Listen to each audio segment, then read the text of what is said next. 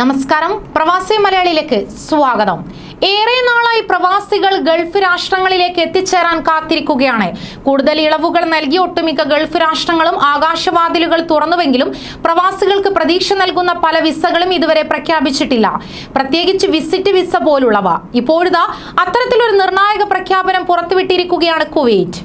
സന്ദർശക വിസ നൽകുന്നത് നിർത്തിവെച്ചിട്ട് 1.5 വർഷമായിരിക്കുകയാണ്. ഇപ്പോഴിതാ ലഭ്യമാകുന്ന വിവരമനുസരിച്ച് കുവൈറ്റ് സന്ദർശകർ, കുടുംബം, വാണിജ്യം, ടൂറിസം വിസകൾ ഉടൻ പുനരാരംഭിക്കുമെന്ന് ഒരു പ്രാദേശിക പത്രം റിപ്പോർട്ട് ചെയ്യുകയുണ്ടായി. മന്ത്രിസഭയുടെ ഔദ്യോഗിക തീരുമാനം പുറപ്പെടുവിക്കാനിരിക്കെ ആഭ്യന്തര മന്ത്രാലയം അടുത്ത മാസം മുതൽ സന്ദർശക വിസ നൽകുന്നത് പുനരാരംഭിക്കാൻ സാധ്യതയുണ്ടെന്നാണ് റിപ്പോർട്ട് ചൂണ്ടിക്കാണിക്കുന്നത്. എല്ലാ തരത്തിലുമുള്ള സന്ദർശക വിസകൾ നൽകുന്നത് പുനരാരംഭിക്കുന്ന സാഹചര്യത്തിൽ അത് മന്ത്രാലയം മുൻകൂട്ടി അറിയിക്കുമെന്ന് ആഭ്യന്തര മന്ത്രാലയം ട്വിറ്ററിൽ വ്യക്തമാക്കുകയുണ്ടായി.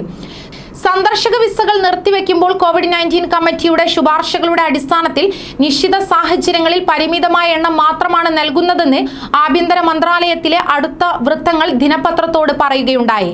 സമിതിയുടെ വിവേചനാധികാരത്തിൽ ആരോഗ്യ പരിപാലന തൊഴിലാളികൾക്കും നിയമ ഉപദേശകർ, എഞ്ചിനീയർമാർ, അധ്യാപകർ തുടങ്ങിയ ചില പ്രൊഫഷണലുകൾക്ക് രാജ്യത്ത് വീണ്ടും പ്രവേശിക്കുന്നതിന് സന്ദർശന വിസ ലഭിച്ചിട്ടുണ്ട്. ആരോഗ്യസ്ഥിതി ക്രമാതീതമായി മെച്ചപ്പെട്ടുകൊണ്ടിരിക്കുന്നതിനാൽ തന്നെ രാജ്യം പൂർവ്വസ്ഥിതിയിലേക്ക് ക്രമേണ ാണ് ഈ തീരുമാനമെന്നാണ് റിപ്പോർട്ടുകൾ. അതോടൊപ്പം തന്നെ കുവൈറ്റിലെ സർക്കാർ മേഖലയിൽ നിന്നും വിദേശ ജീവനക്കാരെ പൂർണ്ണമായി ഒഴിവാക്കുന്നതായുള്ള റിപ്പോർട്ടുകളും പുറത്തുവരികയുണ്ടായി. സ്വദേശിവൽക്കരണ നടപടികൾ ശക്തമാക്കിയതിന് പിന്നാലെ രാജ്യത്ത് സർക്കാർ മേഖലയിൽ നിന്നും 5 മാസത്തിനിടെ 2089 വിദേശികളെ പിരിച്ചുവിട്ടതായി കണക്കുകൾ വെളിപ്പെടുത്തുന്നു.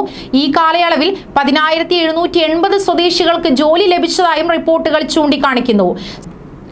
സർക്കാർ മേഖലയിൽ ജോലി ചെയ്യുന്ന വിദേശികളുടെ എണ്ണം ഓഗസ്റ്റ് 17 കണക്കുകൾ അനുസരിച്ച് 69,511 കുറഞ്ഞതായും അധികൃതർ പറഞ്ഞു. കൂടുതൽ വാർത്തകൾക്കായി ഈ ചാനൽ സബ്സ്ക്രൈബ് ചെയ്യുക.